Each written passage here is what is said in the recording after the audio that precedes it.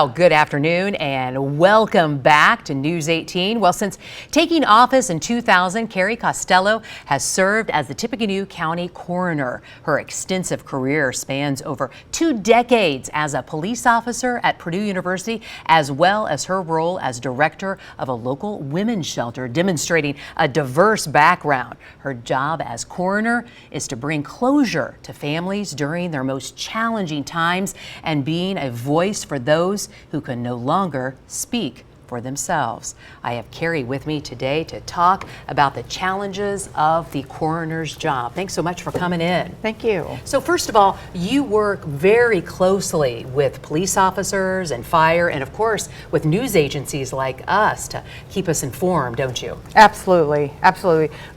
We all work investigations together, but kind of separately. But also another piece that I do with the local media is if we are unable to locate the next of kin, or we need somebody to reach out and help us identify someone, that is a great piece that the media helps us with as well to further our investigation. We all kind of work together, don't we? We do. Yeah. You're in constant communication with us, like we've attended maybe a fatal accident, and then of course the body is turned over to you to find out what exactly happened, and then you send us a report. So we appreciate what you do, and it's not easy. A lot of people also think that a coroner is a medical doctor.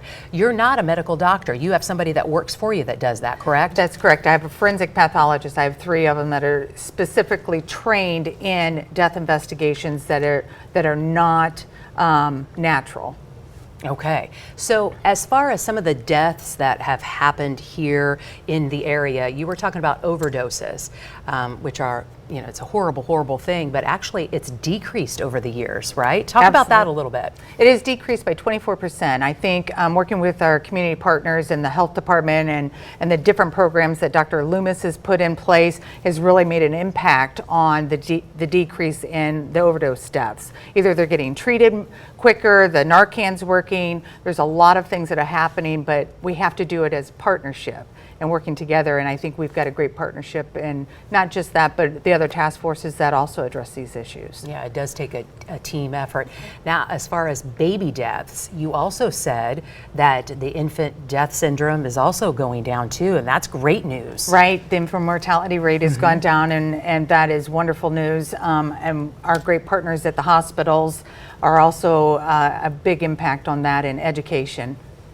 Now, a lot of people, when they think of the coroner's office, I think of this because I used to watch a great show called Quincy. So, and you like that show too, right? I loved Quincy. Loved it. Now, Quincy was actually a medical doctor, and then the coroner actually works with the medical doctor. Yes, yes, yes. Indiana is a coroner state, so we're the ones that are elected to do the death investigations, determine the cause and manner. And one part of that is working with pathologists, forensic pathologists, medical doctors, and gathering that information to be able to sign out the death certificate. You have an interesting job, don't you? Thanks, Yeah, I do. very cool. Hey, thank you so much for coming in. Really appreciate it.